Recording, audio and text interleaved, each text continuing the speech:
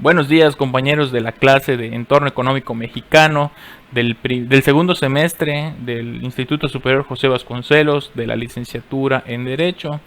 Pues bueno, ¿por qué tanta formalidad? Pues porque estamos dando la clase a distancia y bueno, ni modo, tenemos que prescindir de la oportunidad de participar, de hacer el comentario directo, de llevar esa dinámica un poco armónica a la que pues ya creo hemos estado acostumbrados durante nuestras sesiones del primer parcial.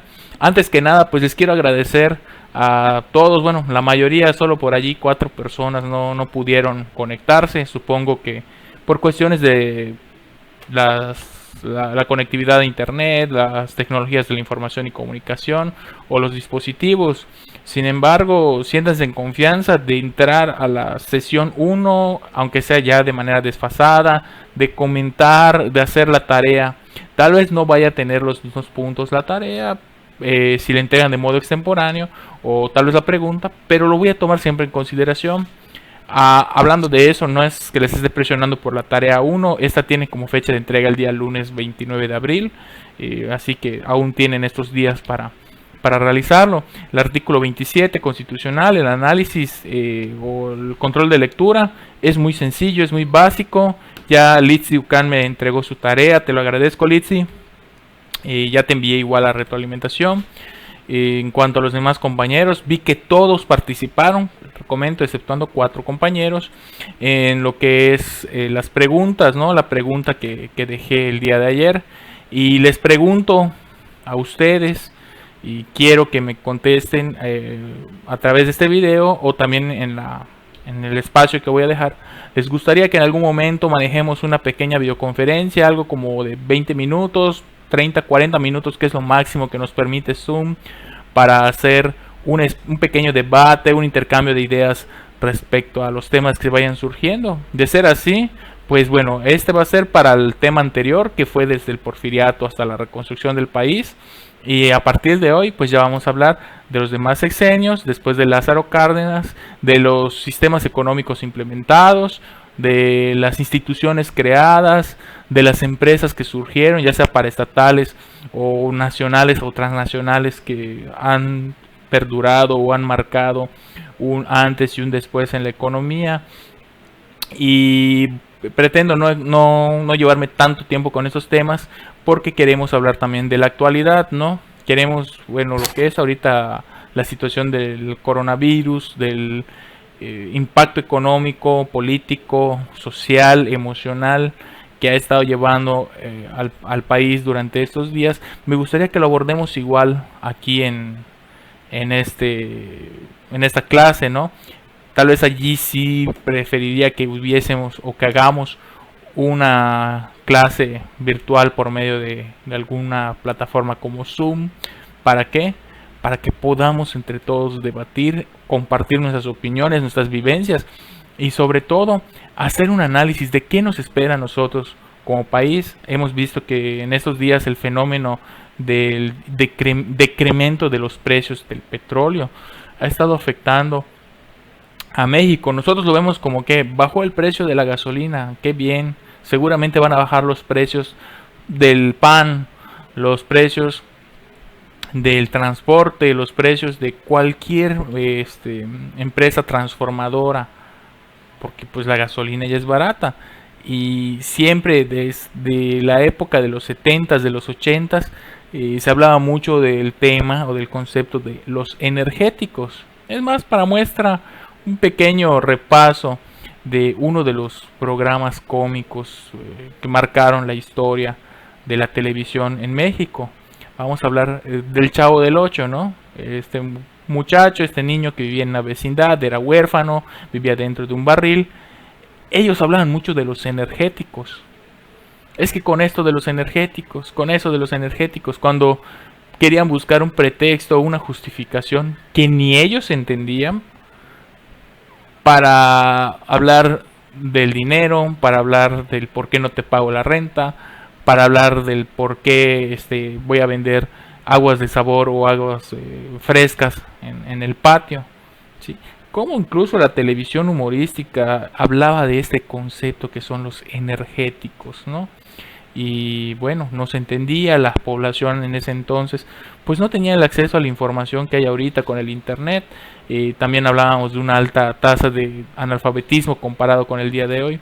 Y sí, el tema de los energéticos va a ser muy importante para analizar. Por eso desde ahorita estamos empezando a ver la historia con lo que fue Lázaro Cárdenas, ¿no? Que hizo la expropiación, nacionalizó ciertas empresas, creó empresas de participación estatal, y que estas empresas y esta ideología tenían un matiz socialista, porque el Estado quería controlar estas áreas para obtener la ganancia, y el Estado en su papel de tutor, en su papel casi todopoderoso sobre nuestra nación, repartir los bienes, repartir el producto, repartir la ganancia del modo que a él le pareciera equitativo para generar un desarrollo económico. Cosa contraria con Porfirio Díaz, que sí hubo un crecimiento económico porque hubo inyección de dinero al país, se crearon empresas, pero no hubo un desarrollo porque las clases marginadas siguieron marginadas, incomunicadas y sin oportunidad de salir adelante, es decir, la pobreza no disminuyó. Bueno, este es el cuanto al tema de los energéticos, por eso vamos a empezar a analizar a nuestro país desde la historia. Ya habíamos empezado con lo que es Porfirio Díaz, ya llegamos a Lázaro Cárdenas en la primera sesión, y ahorita vamos a llegar a lo que es nuestro actual presidente, aunque pues solamente tiene un año y unos meses en el poder, pues ya ha manifestado algunos puntos de su política económica. Lo que sí les puedo decir es que por lo general todos los gobiernos se han basado en ¿qué? En la producción del petróleo, en las reservas de petróleo. Somos un país que depende lamentablemente del petróleo, pero no lo explotamos ni lo llevamos a otro nivel como otras naciones. Por ejemplo, Dubái, ¿no? Ya sabemos que ahí hasta los perros tienen un traje de oro o un collar de oro. Entonces, ¿cuál es la diferencia entre Dubái y México en el aspecto del petróleo, de los energéticos? Esto lo vamos a ir analizando. Primero escalando a peldaño por peldaño en la historia, y al final ese sería creo que sería este nuestro tema de proyecto.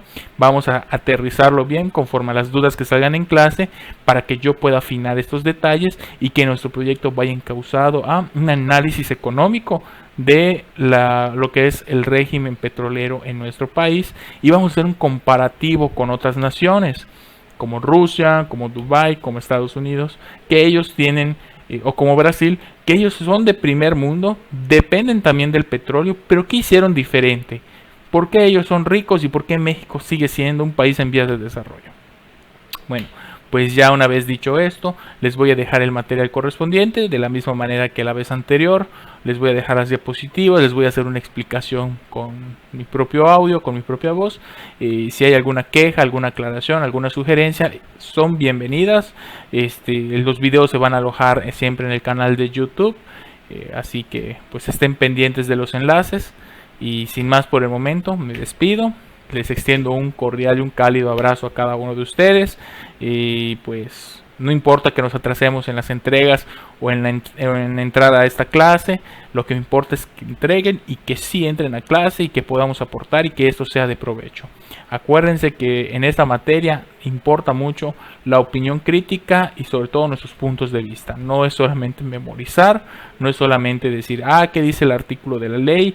¿Qué dice tal capítulo? ¿Qué dice tal fracción? Aquí tenemos que ser críticos, analíticos y sobre todo generar opinión. Que pasen un excelente día. Estamos siempre en contacto y pues les dejo ya con las diapositivas. Hasta luego. Entorno económico mexicano. Sesión 2. Modelo de desarrollo benefactor. Definición de Estado benefactor. El Estado benefactor, también conocido como Estado social, Estado empresario, Estado inversionista y Estado proteccionista, reconoce que el orden de la sociedad no se da de manera natural, sino que requiere de la intervención del Estado para tener un orden económico y social. El Estado benefactor procura cubrir las necesidades que proceden del crecimiento económico y la modernización. Para el logro de sus objetivos, el Estado, ya sea liberal, benefactor o neoliberal, tiene que aplicar una política económica. ¿Qué era una política económica? Lo vimos al inicio del semestre.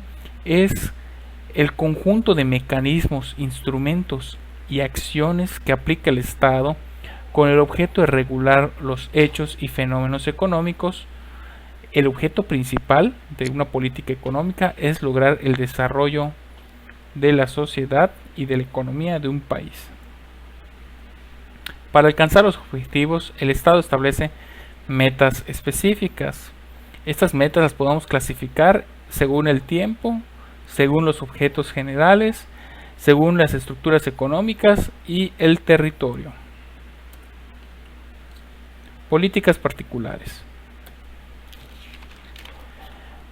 Las desarrolla el Estado para poder dar cumplimiento a los objetivos y metas de su política general. Las políticas particulares son política agropecuaria, industrial, monetaria, financiera, exterior y laboral. Para que la política económica de un país sea eficiente y racional, debemos cumplir 4 etapas generales que implican una coherencia lógica en la aplicación de las medidas e instrumentos. Estas etapas son desarrollo y diagnóstico. Posteriormente pasamos a la elaboración de la política económica. Después, la ejecución de la política económica. Y por último, la evaluación y control. Hablaremos ahora del Estado benefactor en México. Las primeras manifestaciones gubernamentales del Estado benefactor o proteccionista se dan durante el periodo presidencial de Lázaro Cárdenas de 1934 a 1940. En el sexenio de Manuel Ávila Camacho, la política económica del Estado se enfoca en promover de manera significativa el desarrollo de la industria del país. Durante estos años en el país se exportaban cantidades considerables de productos agrícolas y de materias primas extractivas. Esas exportaciones se ven favorecidas por los requerimientos de la economía norteamericana, pues en ese entonces hablábamos de que estaban pasando por la Segunda Guerra Mundial. Las divisas generadas por estas exportaciones venían financiando las importaciones de bienes de consumo final. Esto representaba un recurso básico y estratégico para impulsar la producción interna de productos de consumo final, lo que se pensaba que podría dar lugar al desarrollo de plantas de industria encaminadas a sustituir las importaciones y fortalecer la economía nacional. La política industrial del presidente Ávila Camacho privilegió el fomento de la industria privada en nuestro país. Entre las medidas que su gobierno aplicó sobresalen el otorgamiento de créditos a la industria que facilitarían su desarrollo, el apoyo a la expansión y consolidación de la banca, impulso a la infraestructura del transporte y las comunicaciones, una política arancelaria proteccionista. En términos generales, durante este sexenio, la producción del sector industrial del país registra un crecimiento alrededor del 60%. También durante esta época, el Estado y los empresarios buscaban controlar a la Confederación de Trabajadores Mexicanos, la CTM. En esos años, la CTM se encontraba dirigida por Vicente Lombardo Toledano, quien tenía ideales socialistas. Ante esa situación, pues los empresarios solicitan al Estado que no permita que los obreros realizaran algún tipo de manifestación que pusiera en peligro el desarrollo de la industria del país.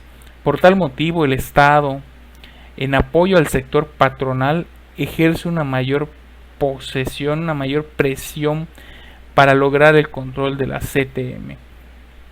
es que en 1941 Fidel Velázquez, con el respaldo de un grupo de setemistas opositores a Lombardo, asume el puesto de secretario general, cambiando la dirección ideológica de esta central obrera.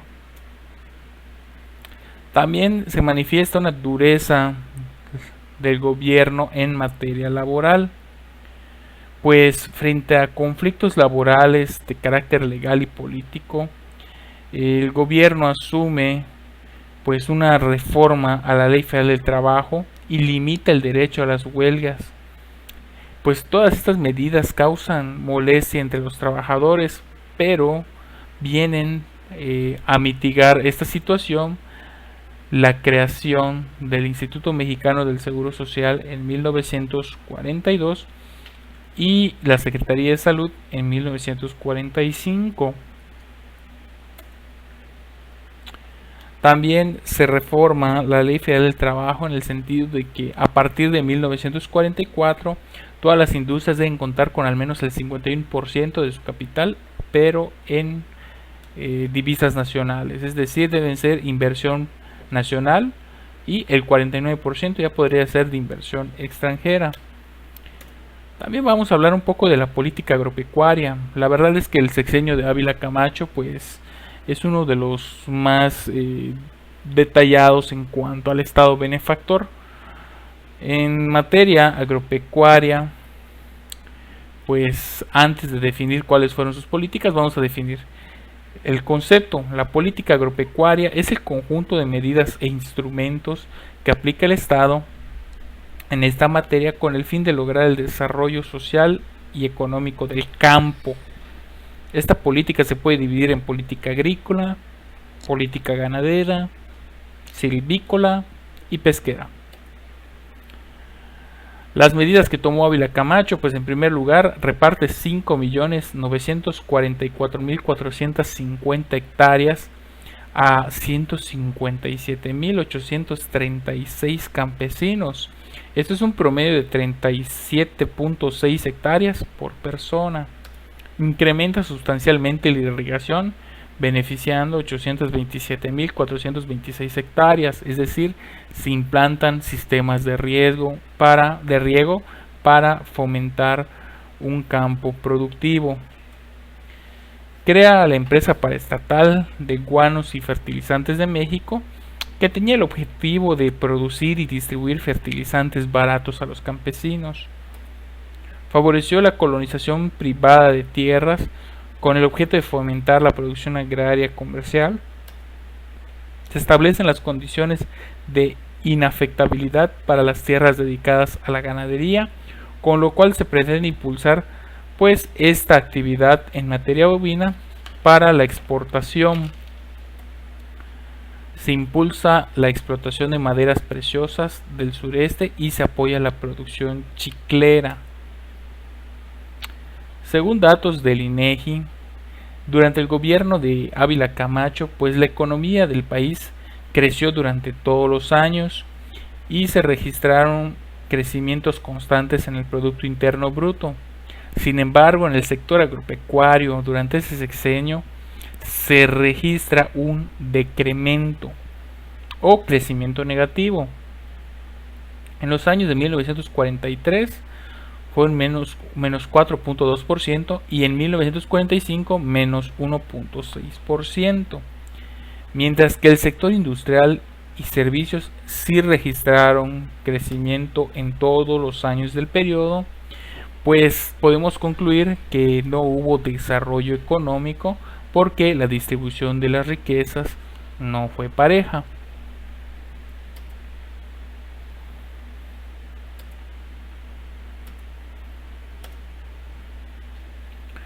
Ahora, en cuanto a Miguel Alemán Valdés, él fue el siguiente presidente, el sucesor de Manuel Ávila Camacho.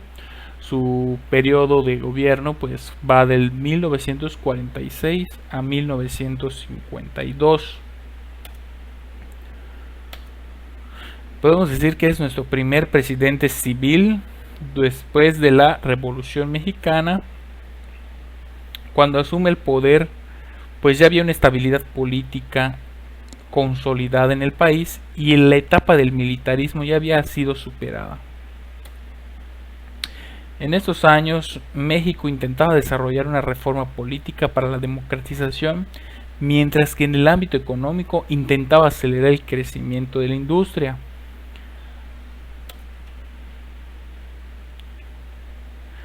En lo político, pues podemos decir que este personaje impuso su política autoritaria sobre los gobiernos de los estados. El estado trataba por todos los mecanismos posibles imponer su ideología laboral.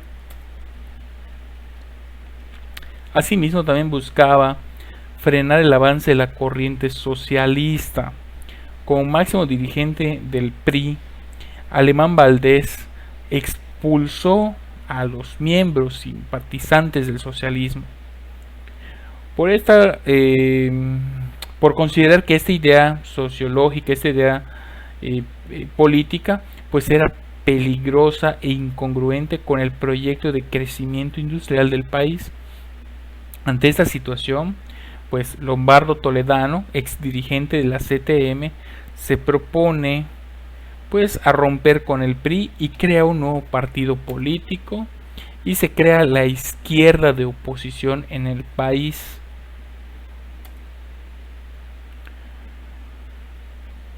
También durante ese sexenio tenemos las empresas paraestatales en el proceso de sustitución de importaciones. Fueron utilizadas por el gobierno para fortalecer su intervención económica. La primera fomenta, sustitución de importaciones en el sentido de que primeramente utilizaban la inversión extranjera para fomentar la infraestructura y las empresas paraestatales pues la usaron como medio de despegue de la economía. Esto es estableciendo condiciones básicas para la consolidación pues económica del país. Eran las empresas paraestatales las que marcaban directrices. Más adelante vamos a ver que pues fueron las empresas paraestatales quienes de manera social compartían los gastos con el sector privado al producir bienes a bajos costos.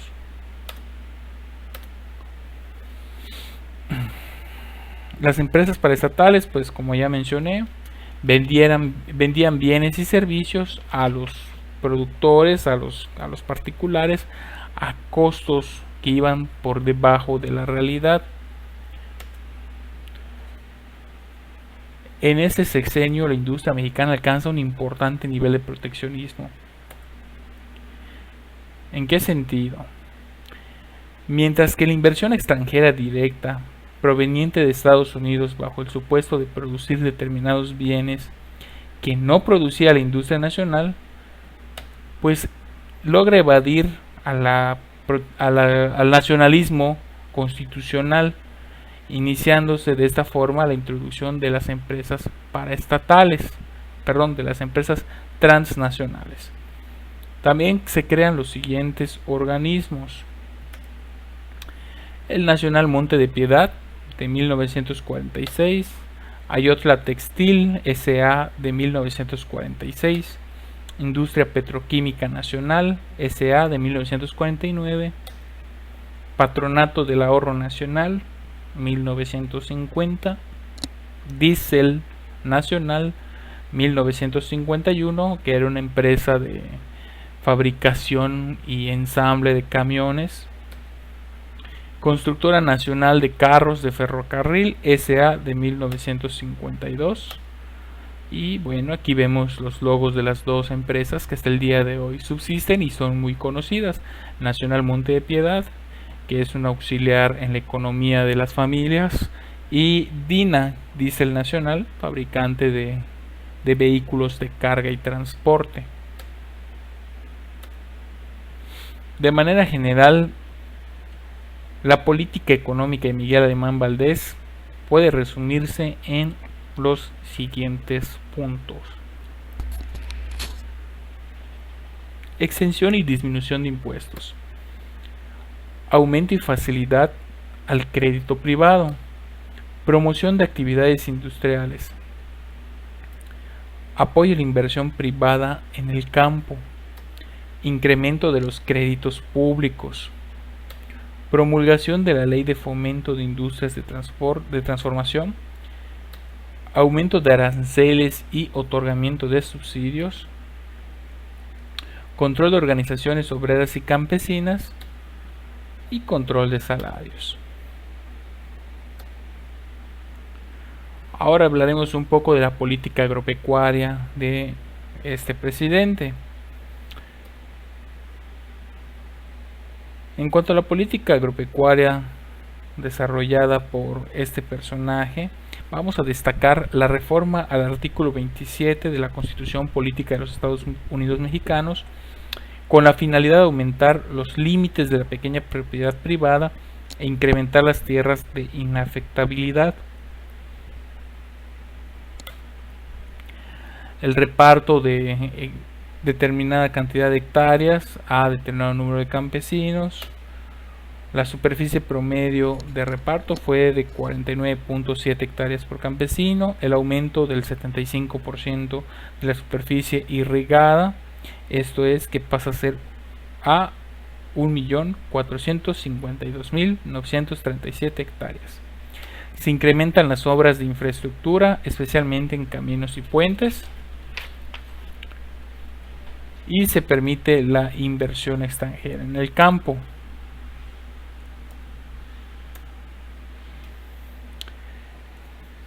Adolfo Ruiz Cortines. Con este presidente terminamos el estado benefactor, que es la corriente política que estábamos analizando.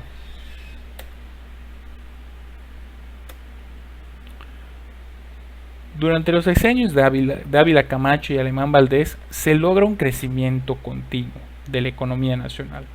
Sin embargo, para Adolfo Ruiz Cortines, la situación económica del país cambia de forma dramática y significativa, por lo que el gobierno de este señor pues enfrenta problemas de inflación y déficit presupuestal.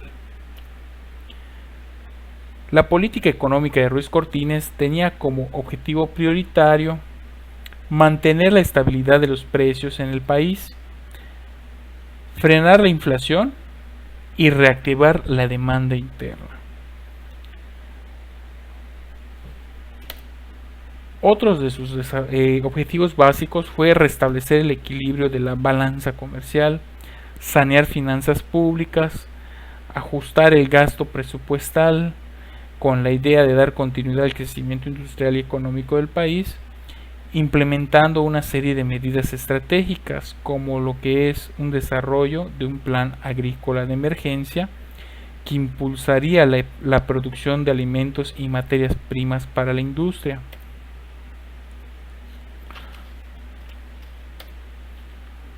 Su política económica sentó las bases para el desarrollo capitalista del país en los próximos 2 sexenios.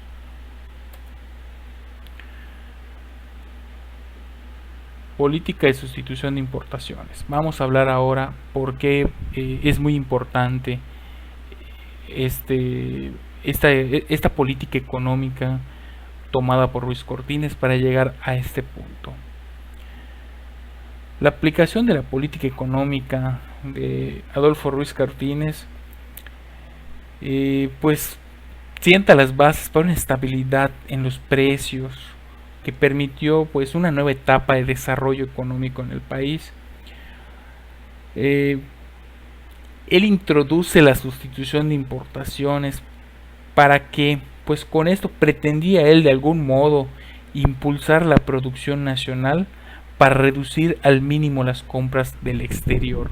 Este es un problema con el cual pues estuvo enfrentando el país durante varios años, desde Lázaro Cárdenas, que en mi opinión pues sí se trata de un ideal socialista, y me parece extraño pues de un presidente como Alemán Valdés, que vimos que tenía una postura muy rígida sobre los ideales socialistas, incluso pues declara la guerra a Toledano, que él era abiertamente socialista, ¿no? Pero si tomamos en cuenta que ellos buscaban que el Estado tutelara los medios de producción, la repartición de bienes, que incluso sufragaran de manera parcial los gastos de producción de los particulares mediante la venta de insumos a bajo costo, pues tendríamos que mencionar que el Estado benefactor en cierto modo es un Estado socialista con algunos matices de capitalismo. ¿En qué sentido? En que permitía, por ejemplo, la introducción del capital privado. El equilibrio presupuestal lo buscó mediante el control estricto del gasto público y recurrió al endeudamiento externo. El desarrollo agropecuario en su sexenio pues sí se vio muy polarizado. ¿En qué sentido? Por un lado pues tenía un grupo de agricultores capitalistas, es decir, de empresarios, que pues tenían los recursos a los que beneficiaban, como pues ya lo hemos mencionado, les vendía los recursos a un costo por debajo del de producción. Pero por otro lado teníamos a un grupo de campesinos semiproletarizados, es decir, un grupo de campesinos pobres, jornaleros, agrícolas sin tierras. Sin embargo, la proletarización del campesino fue frenado para mantener a los campesinos en sus tierras, ya que ni la industria ni las empresas agrícolas eran capaces de absorber esa mano de obra. La existencia de un sector subdesarrollado le proporcionaba a los industriales y agricultores capitalistas una reserva de fuerza de trabajo barata, lo cual les retribuyó grandes ganancias, pero en mediano y a largo plazo, pues restringió el mercado interno y ocasionó un freno al crecimiento y al desarrollo económico. Volvimos al mismo punto de partida de la clase anterior, en la que establecimos la pregunta del régimen latifundista. ¿Por qué estaba polarizado el campo y por qué era un problema? Teníamos a los capitalistas, teníamos a los empresarios que con apoyo del gobierno pues podían explotar el campo a gran escala. Por otro lado teníamos al campesino, al jornalero, al ejidatario, al trabajador desposeído, despojado de sus bienes, que significaba para el gobierno y para los capitalistas mano de obra barata. Entonces había un desequilibrio social. Es por eso que el Estado benefactor no logró un desarrollo social. Si bien tiene buenas ideas, tiene buenas políticas públicas, si bien buscó en algún momento el crecimiento económico del país, también es cierto que se olvidó que el crecimiento económico no se da únicamente ayudando al empresario. El crecimiento económico se da cuando por fin logras controlar tus medios de producción, creas una política económica que no se basa únicamente en la deuda externa o en otorgar créditos, que a la larga, si algún factor en la ecuación falla, como por ejemplo una guerra, en el caso de nuestra actualidad una pandemia, pues ¿qué ocurre? Que las empresas quiebran y los créditos se vuelven impagables. De hecho, esto lo vamos a ver en fechas recientes con nuestra situación. México, por ejemplo, es un país netamente petrolero que pues lo que es Pemex ha financiado al gobierno en todos sus proyectos sociales, incluso en el pago de sus sueldos. Y ahorita con la caída del precio del barril de petróleo, pues ¿en qué se va a traducir? En que no va a haber dinero, no va a haber ingresos, no va a haber factores para crear nuevas infraestructuras, para seguir manteniendo tantos planos sociales. Va a venir una época de recesión económica. Uno de los factores sociales más importantes de este presidente, de Ruiz Cortines, y podemos pues destacarlo, es el derecho del voto a la mujer. Antes de de este sexenio, antes de este gobierno, la mujer tenía prohibido votar. Y es hasta 1958 que se dan unas elecciones con participación femenina. En cuanto a la política económica, podemos destacar lo siguiente. Devalúan el peso frente al dólar en 1954 con una nueva paridad de 12 pesos con 50 centavos por dólar. Aumento de la inversión pública en obras de infraestructura e incremento de la deuda pública externa para financiar el creciente gasto público debido a las presiones demográficas y al proceso de urbanización, es decir, endeudar al país para poder generar infraestructura y poder ampliar la mancha de urbanización.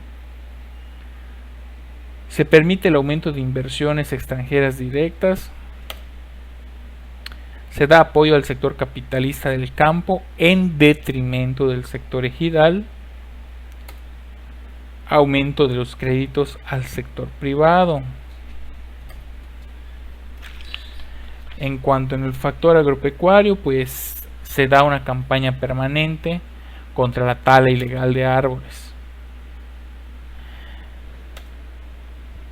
Y es con esto que podemos concluir el estado benefactor. La verdad, como conclusión muy personal, puedo mencionar que pues en un inicio se vio un crecimiento, se vio un incremento al Producto Interno Bruto, se vio que el Estado estaba propiciando la industrialización. Sí es cierto, la verdad es cierto, no hay que negarlo. Sin embargo, pues todo esto era una burbuja, era una bola de cristal que al caer al piso pues se rompe, se fracciona y deja descubierto la realidad. ¿Cuál es esta realidad? Que es el Estado, el país que por medio del endeudamiento público y el endeudamiento del sector privado hace creer que hay dinero en circulación. Para poder costear todos sus procesos de producción, pues el gobierno pide dinero al extranjero, los particulares para poder generar empleos, para poder producir, le piden dinero al Estado, dinero que el Estado ya obtuvo del extranjero. Y bueno, pues al final de cuentas es un proyecto que tenía todos los matices de fracasar, porque como bien reza el viejo adagio, el que mucho abarca, poco aprieta. Y es por eso que después de este periodo el Estado va abandonando cierto tipo de actividades y va controlando otras más específicas. Bueno, pues esto ha sido todo por hoy, pues les agradezco mucho su fina atención, espero que pues haya sido de su agrado y pues les haya ilustrado un poco esta explicación. Y cualquier duda o comentario pues me lo pueden hacer llegar a través de la plataforma o de mi correo electrónico, el cual pues ya les he proporcionado igual en publicaciones anteriores. Que pasen un excelente día. Hasta luego.